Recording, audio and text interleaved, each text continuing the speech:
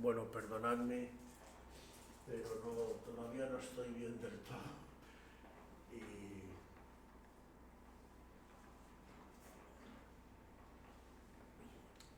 Y si meto incluso la pata alguna vez, pues espero que no me lo tengáis en cuenta. Aleluya. Hemos leído un texto donde se nos advierte de algo que el apóstol Pedro nos dice que va a ocurrir. Esto fue escrito hace 2000 y pico de años. Y nos dice que de la misma manera que en el pueblo de Israel antiguamente hubieron falsos profetas, dice que así habrá entre vosotros falsos maestros que introducirán de forma encubierta, de forma no a las claras, ¿no?, sino, como se suele decir en español, sibilinamente, introducirán herejías destructoras y aún negarán al Señor que los rescató, atrayendo sobre sí mismo destrucción repentina. Bueno, aquí el apóstol nos está advirtiendo de que tengamos cuidado con muchas cosas que van a venir. Algunas yo creo que ya están ahí. Pero por otro lado, yo esta semana estaba meditando porque, si os acordáis, el domingo pasado hablamos de Efesios 4, y una de las cosas que decíamos era en el versículo 3 del capítulo 4 de Efesios, leíamos: solícitos en guardar la unidad del Espíritu en el vínculo de la paz. Y si recordáis algo los que estuvisteis del domingo pasado, fundamentalmente el Señor me puso a hablar de que tenemos que entrar en una nueva etapa donde edifiquemos la Iglesia. La Iglesia vaya alcanzando una madurez. Y hablábamos también, entre otras cosas, de la unidad de la Iglesia. Y es un tema del que se habla mucho, del que yo he participado en muchas reuniones. Y hoy por hoy, hermanos, si estoy equivocado, que el Señor me lo haga ver, o si vosotros lo tenéis más claro. Pero en primer lugar, aquí Efesios te da además un camino que hablábamos, si os acordáis, el domingo pasado, porque este versículo 3 dice: solícitos, es decir, estando activos, no pasivos, en guardar la unidad del Espíritu en el vínculo de la paz. Y si os acordáis, os decía que nadie puede guardar lo que no tiene. Entonces quiere decirse que el Señor ya nos ha dado una unidad base en el Espíritu. Y esa unidad hay que guardarla. Si os acordáis, también os decía que se pueden ver ejemplos de, por ejemplo, como a veces tú estás meditando en un tema una semana y da la casualidad que viene alguien incluso que tú no conoces a la iglesia y a lo mejor te da una palabra, o el que predica habla justamente de lo que tú estabas meditando y parece como que el Señor te hablara a través de esa persona. Y en el caso además de que es una persona que tú no conoces, es evidente que esa persona no sabe de tu vida y no puede hablar por sí mismo, sino que esa persona, sin saberlo, el Espíritu Santo le está haciendo hablar para hablarte a ti. Eso es una unidad básica que ya tenemos. Y lo que aquí en Efesios nos dice es que esa unidad en la que los hijos de Dios que tenemos trato con el Espíritu Santo, incluso a veces nos podemos reconocer, sencillamente porque la afinidad espiritual viene a ser la misma. Y yo he tenido muchas experiencias en este sentido. Por ejemplo, me acuerdo cuando el barco Dulos estuvo aquí en Alicante y yo estuve con ellos, ahí había gente de todo el mundo. Había del norte de Europa, de América, del norte, del sur, de Asia. Había un chino que simpatizamos mucho con él y salíamos a evangelizar a las calles con él. Y precisamente con este chino yo me di cuenta de algo, porque un día en una conversación con él y con varios más, dije, Señor, ¿cómo es posible que yo tenga más afinidad con una persona de una cultura tan diferente a la mía que con mi propia familia carnal? Y el Señor me hizo ver claramente por aquella época que hay una realidad verdadera y auténtica, pero que es espiritual, no es tangible. No la puedes palpar, pero está ahí. Y aquí dice que eso hay que guardarlo, porque lo que sí ocurre es que aunque tengamos esa misma, no afinidad, es que si verdaderamente hemos nacido de nuevo, el Espíritu Santo está en nosotros. Y si es el mismo Espíritu el que está en ti que el que está en mí, evidentemente tiene que haber una sintonía.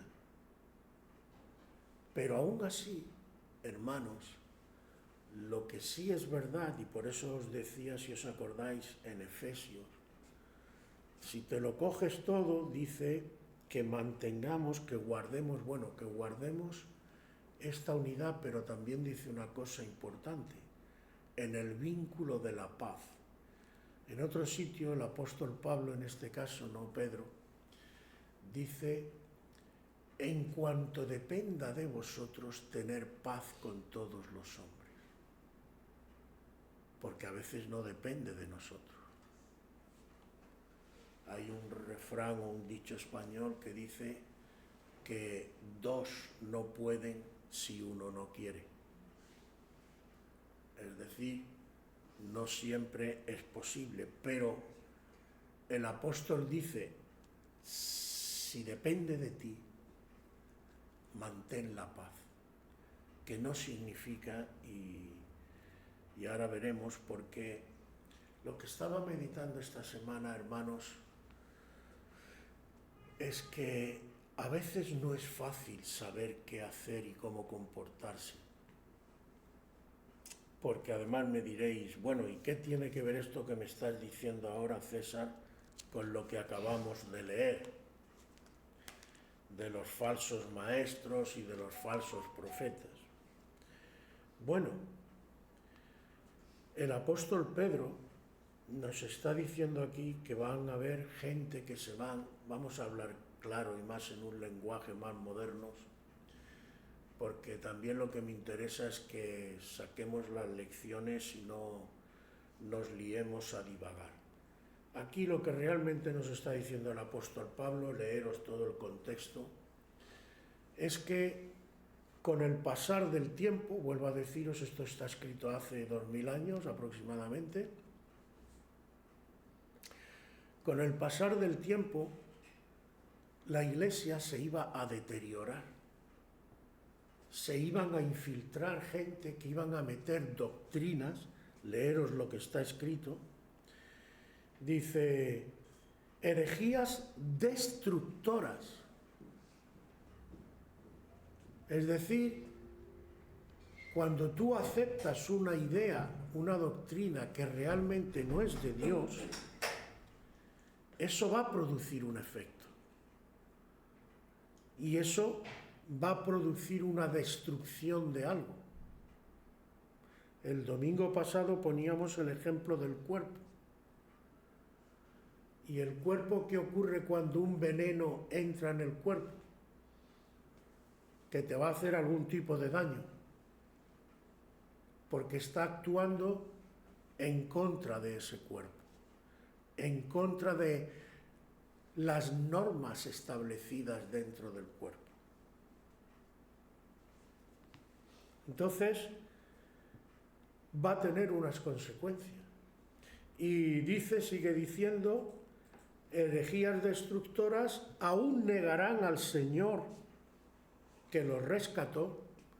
No hace mucho leí en la Iglesia Anglicana, es curioso, que hicieron una encuesta y el 64% creo que era, decía, no te lo pierdas, 64% de los pastores de la Iglesia Anglicana no creían que Jesús es Dios. No lo creían. Y se supone que son pastores. Yo no voy a entrar y allá cada uno, la Iglesia Anglicana o lo que sea, pero es una realidad. Y podríamos citar muchas doctrinas que hoy, la famosa doctrina de la prosperidad, que tanto hoy en día está en boga, que más o menos viene a querer decir, muy en resumidas cuentas, que si no vives económicamente muy desahogado, pues es que no eres un cristiano como tienes que ser, ¿no? Es curioso, ¿no? Cómo cogemos a veces ciertas cosas. Me acuerdo, yo no sé, por ejemplo, si yo te pregunto, ¿cuál es la persona que tú consideras más perfecta en lo que a cristiandad se refiere?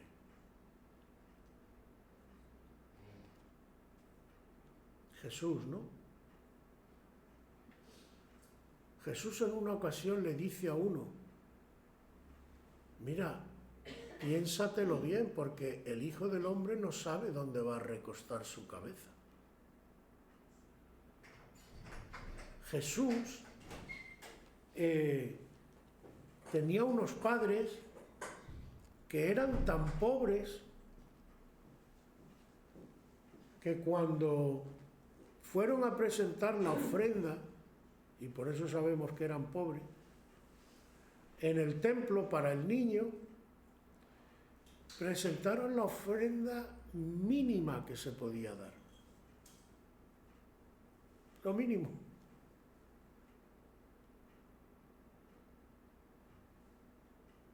Jesús no nació en un palacio, ni en una carroza fue llevado. Jesús nació en un sitio humilde.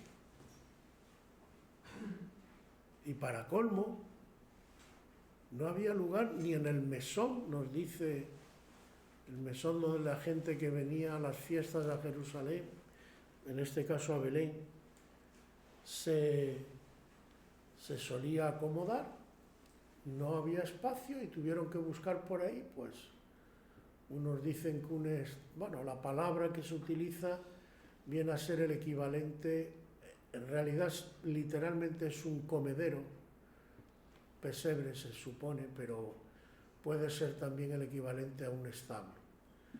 Algunos dicen, y sobre todo los que conocen la cultura judía, que eso más bien puede ser un error, porque los judíos con los animales eso no cuadra en la cultura judía, y piensan que era una suca, que es una cabaña. En la fiesta de las cabañas de los tabernáculos se hacían con enramadas, con con ramas y eso, se hacía una cabaña. Bueno, me da igual. Una cabaña al aire libre, una noche fresca, que usaran algún recipiente, probablemente a lo mejor sin usar, porque si repugna al alma judía, digamos, el contacto así con los animales, vamos a poner que hubieran incluso improvisado una especie de pesebre con 4 palos y hubieran colocado al niño allí, vale, todo lo que queráis.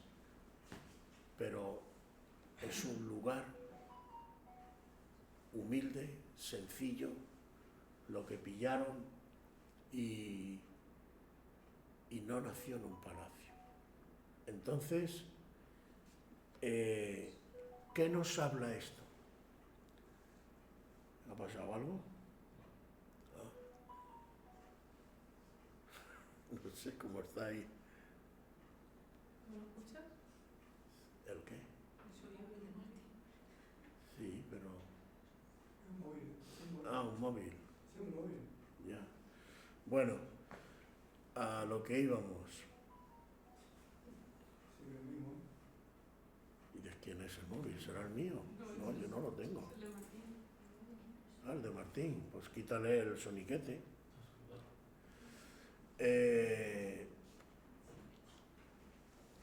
Bueno, a lo que íbamos.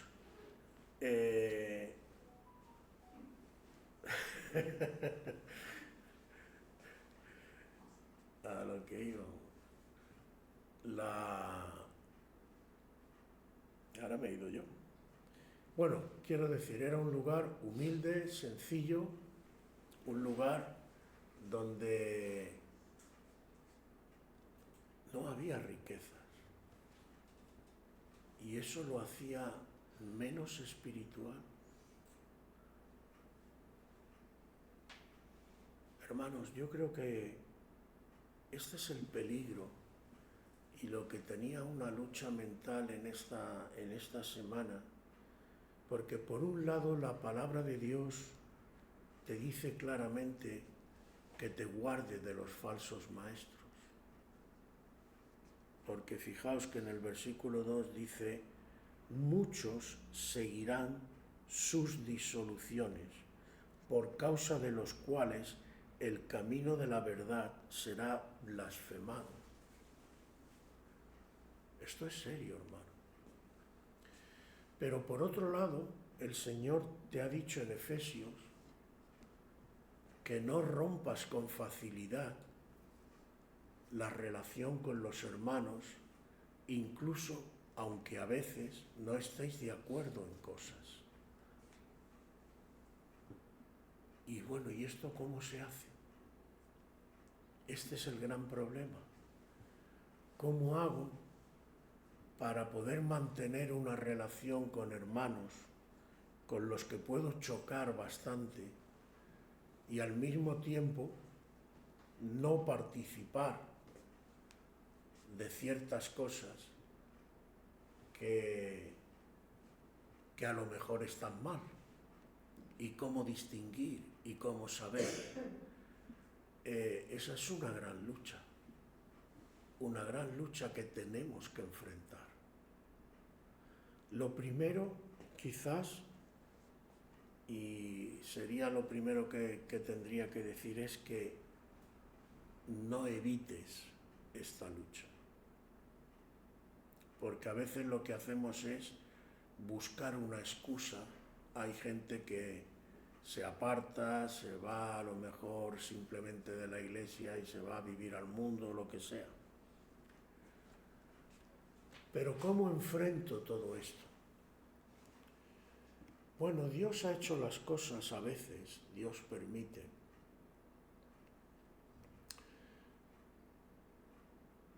En su infinita sabiduría, porque Él que conoce todas las cosas, en primer lugar, para enfrentar esta batalla, si yo os preguntara, a ver qué me contestaríais, ¿qué sería lo primero que tenemos que hacer?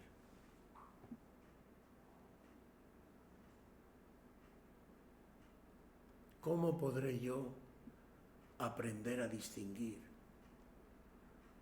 ¿Cómo podré yo estar incluso seguro de que lo que yo veo y yo percibo, como dice el Evangelio en otro lado, mirad que tu ojo, lo que hay en tu ojo en realidad no seas tiniebla? ¿Cómo era el versículo exactamente?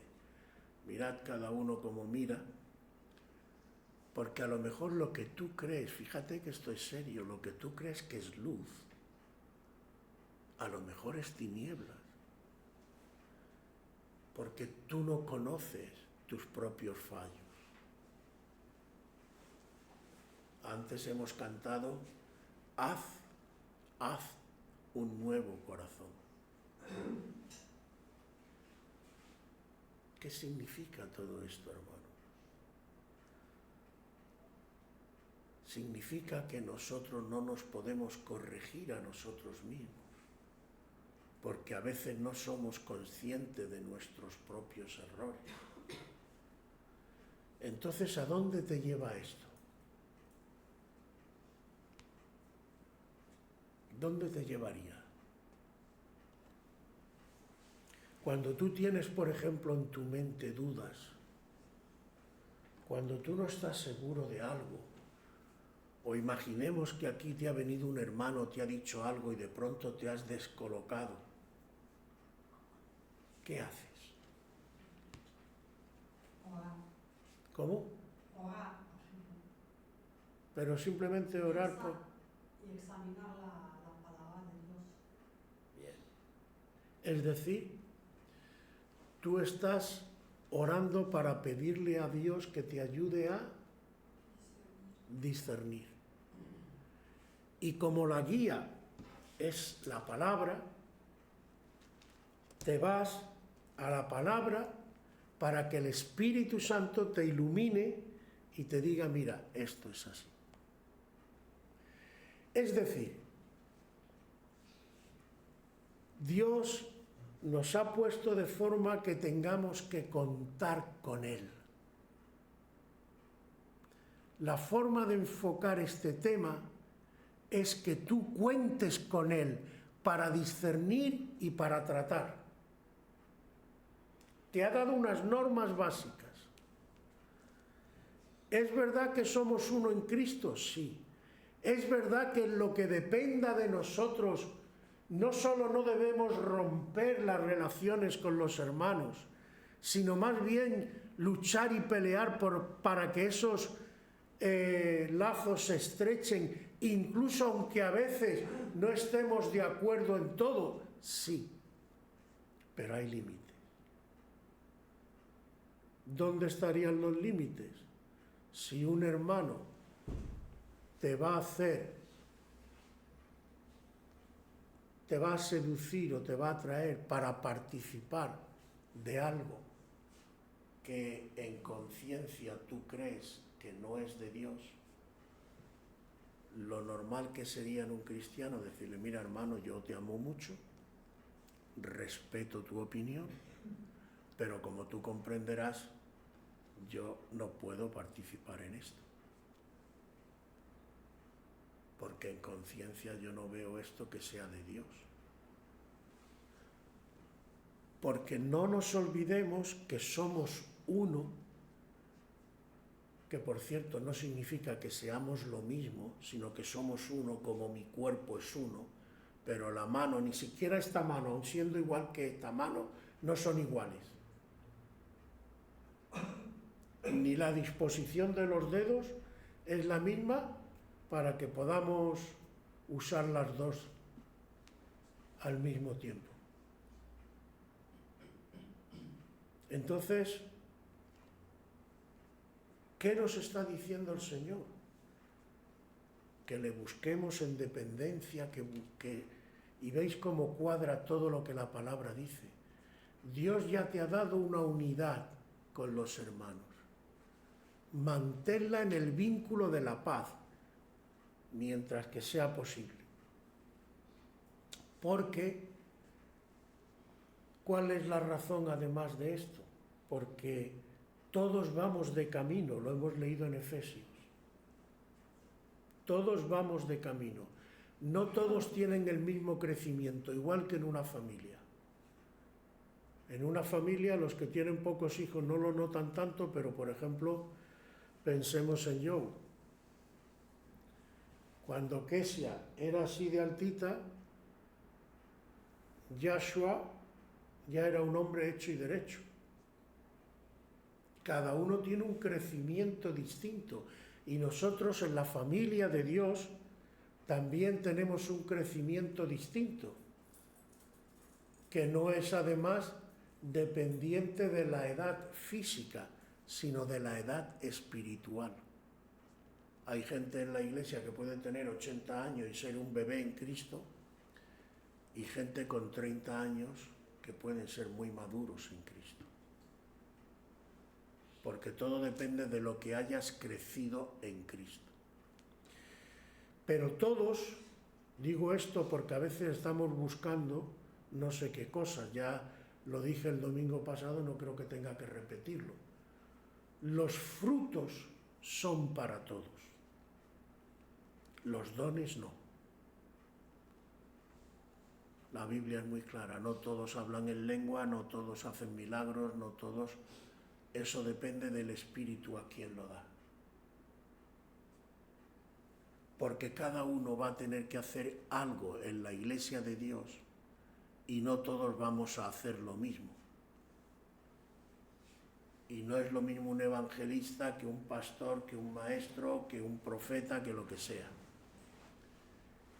Y como decíamos también, Dios da la gracia conforme al don que te ha dado.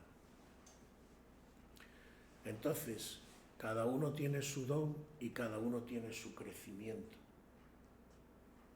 Y eso no tiene por qué impedir que juntos nos apoyemos, nos ayudemos y vayamos creciendo. Entonces, evidentemente, de la misma manera que tú, por ejemplo, un padre o una madre con un niño, pues los nenes de pequeño hacen incluso burradas. Y tú no se lo tienes en cuenta. ¿Por qué? Porque son niños.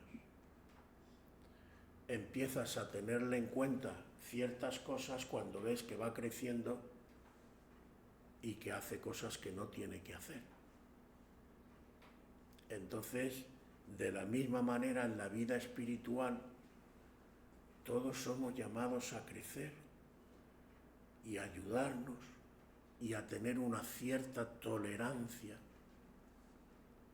Pero claro, no se puede olvidar que somos uno en Cristo. Es decir, que no se trata, por eso digo que esto es una obra del Espíritu, lo único que nosotros tenemos que hacer nuestra parte. Pero no se trata de juntarnos simplemente y hacer cosas. Bueno, ¿y qué? No, si os acordáis, en el aniversario, el 25 aniversario de la Iglesia, Estefan dijo algo que a mí se me quedó grabado. Dijo, vosotros, Iglesia Milo, sois llamados a reflejar plenitud de vida en Cristo. Aquello se me quedó grabado. Porque eso en realidad, ¿qué quiere decir? Vosotros sois llamados a ser un ejemplo para los de fuera. Que los demás puedan ver desde fuera a Cristo en vosotros. Esto es muy serio. Esto es muy gordo. Esto ni siquiera es obra humana. Ahora, si estamos dispuestos, si nos dejamos trabajar por el Espíritu, Dios no solo es que lo puede, es que a Dios no lo para nadie. Y Dios lo hará. Pero claro, tenemos que ponernos primero en manos del Señor. Porque luego vienen los otros riesgos. A veces nos creemos incluso algo, como estos maestros que van detrás de sus concupiscencias. Bueno, ya está, estamos juntos, y hacemos proyectos humanos, hacemos cosas que nos van satisfaciendo, pero que a lo mejor empiezan a introducir cosas que no son de Dios y que nos pueden llevar por un camino que no es el que Dios quiere que llevemos. ¿Y qué hacemos con todo esto? Mirad, lo primero,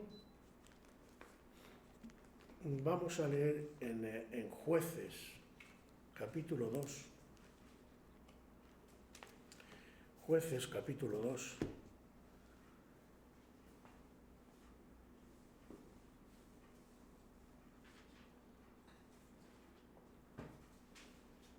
Nos dice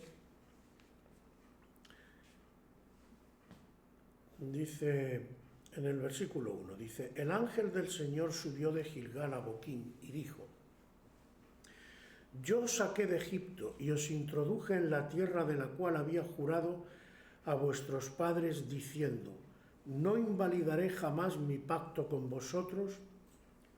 Escucha bien: con tal que vosotros no hagáis pacto con los moradores de esta tierra, cuyos altares habéis de derribar. Mas vosotros no habéis atendido a mi voz, porque ¿por qué habéis hecho esto?, le pregunta.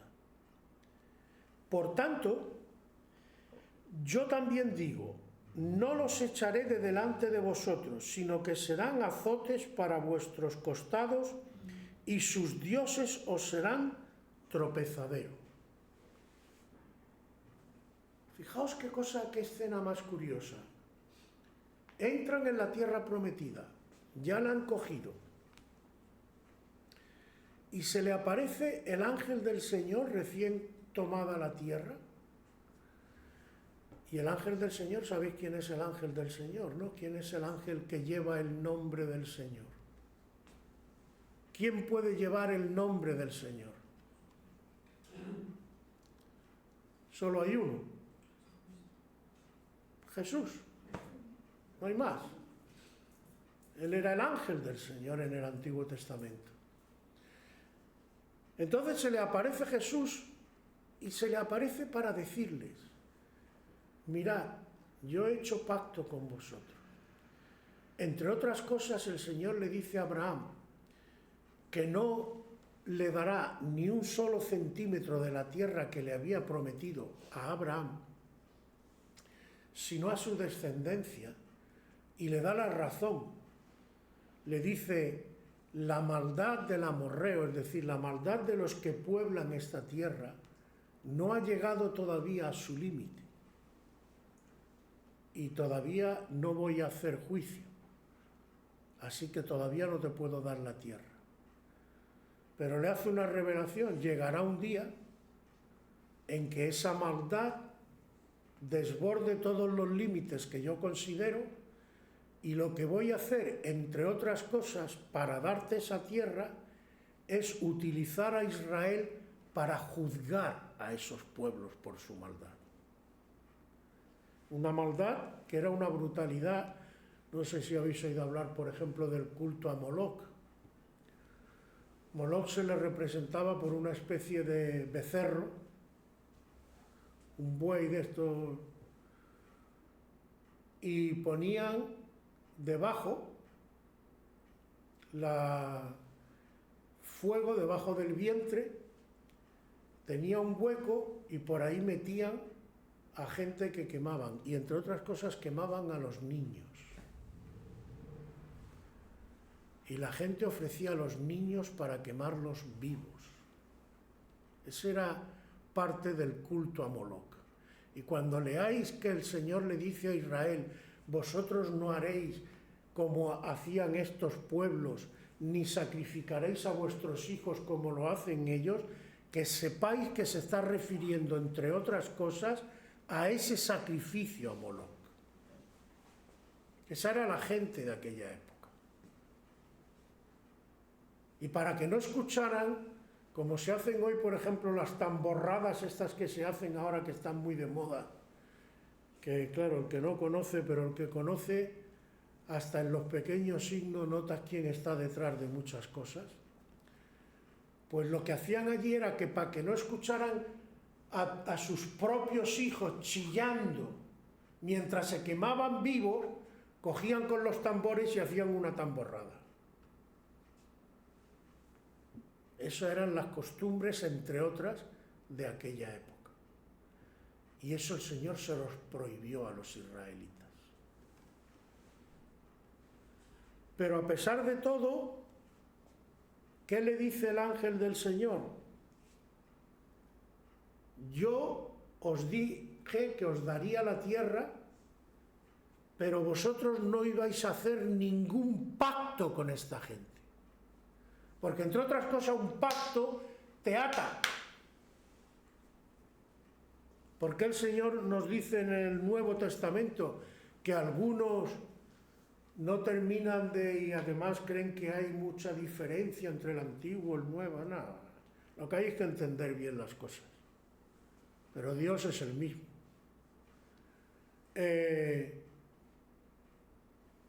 ¿Por qué dice el Señor en el Nuevo Testamento no te unas en yugo desigual con los incrédulos? ¿Por qué he dicho antes que somos uno en Cristo? Porque no se trata de unirte con cualquiera y a cualquier precio. Y ahí es donde tienes que discernir. Y para discernir tienes que ir al Señor. Porque tu mente no da todo lo que da el Señor. Pero el Señor ha prometido, yo soy el alfa y la omega y yo soy el camino, yo estoy contigo. Yo te daré luz, yo te guiaré. Amén. Pero tienes que ir a Él, tienes que mantener tu comunión con Él, tienes que seguirle, tienes que hacer caso de su palabra. Y no caerás. Pero si te sale de su palabra y te olvidas de buscarle, entonces sí vas a caer. Y cualquier novedad que te guste sobre todo, porque esto de los gustos hoy en día, ¿por qué Satanás insiste tanto? Tú tienes que hacer lo que a ti te gusta.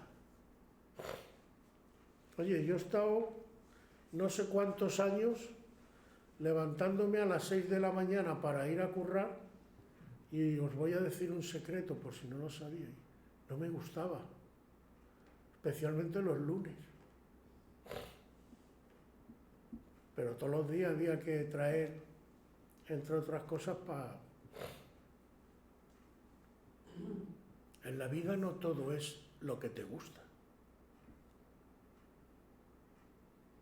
¿Tú crees que al Señor hay cosas que le gustan en este mundo?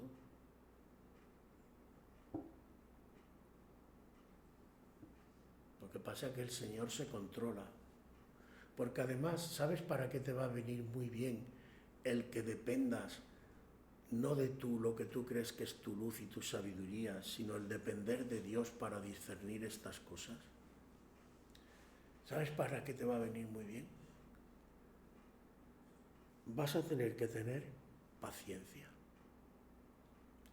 Vas a tener que aprender a amar incluso a los que no cuadran contigo. Vas a tener que aprender a ser humilde y reconocer que no lo sabes todo. Es decir, esta experiencia de buscar a Dios para discernir y para hacer su voluntad en compañía de los hermanos, aunque no te cuadren, te va a hacer crecer en dar frutos del Espíritu Santo. ¿A que no lo habías pensado? ¡Ay, Señor! Con tanto tiempo que ha pasado y ¿cómo es posible que me tengas así? Si el Señor fuera como nosotros, como uno de nosotros, nos diría, mira el tiempo que llevo yo esperando a mi iglesia y mírala cómo está todavía. Y tú te quejas porque llevas ¿qué?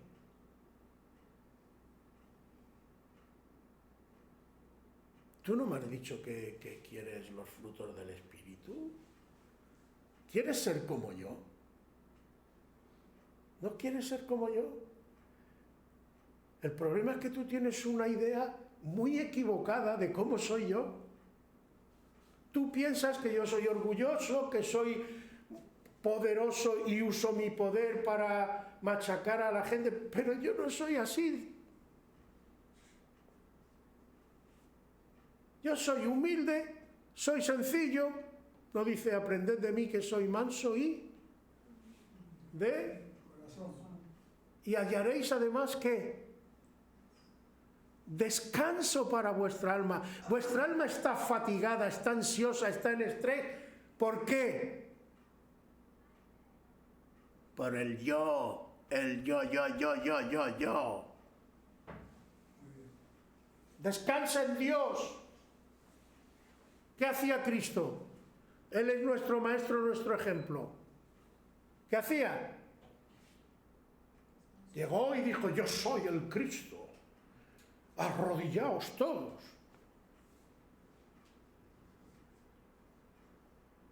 Gloria de los hombres no recibo, dice él, sino de mi Padre Celestial. Amén. Bienaventurados los mansos y los humildes y los sencillos. Dios es así y así quiere que seamos. Entonces, hermanos, no me quiero alargar mucho más. Espero que lo fundamental lo hayáis cogido. Necesitamos un discernimiento que solo el mismo Señor nos lo puede dar para que no caigamos en ciertas cosas y para que la verdadera unión, que es una obra del Espíritu, Dios la haga.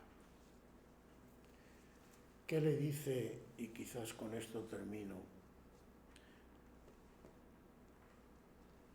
¿Qué le dice el Señor cuando está, os acordáis, en el Monte de los Olivos y ve Jerusalén poco antes de morir? Y el Señor, por cierto, que ahí la palabra que se utiliza, y esto es muy significativo, cuando el Señor está en la tumba de Lázaro y nos dice que lloró, la palabra que utiliza viene a significar se le saltaron las lágrimas, diríamos en castellano. Pero la palabra que utiliza cuando ve a Jerusalén y dice, Jerusalén, Jerusalén, que matas a los profetas y apedreas a los que te son enviados. Y dice, ¿cuántas veces quise? Yo quería, estaba dispuesto, pero tú me lo impediste. Tú, cuando yo quería hacer así, tú te zafabas, te escapabas de mis brazos. Ese era el motivo por el que no pudo juntarlos. Nosotros estamos en la misma situación. ¿Cuántas veces habrá querido el Señor juntarnos? ¿Y cuántas veces nosotros nos hemos escapado de sus manos? Pues la palabra que utiliza ahí viene a significar no simplemente que lloró, sino que su corazón se desgarró por dentro, en lloro. Por eso lo llama el título que le suelen poner, el lamento de Jesús sobre Jerusalén, el lamento, el lloro profundo, la tristeza profunda de Cristo de no haber podido realizar lo que Él anhela. Es una obra del Espíritu, pero nosotros hay una cosa que tenemos que hacer, dejarnos trabajar. Dejar que el Espíritu obre, que el Espíritu nos moldee, que el Espíritu forje en nosotros el carácter de Cristo. Y ahí veis cómo está todo relacionado. ¿Por qué los frutos del Espíritu? Porque con más el Espíritu obre en nuestra vida y nos cambie y nos moldee, nuestro carácter también va a ser forjado. Y va a ocurrir, hermanos. El problema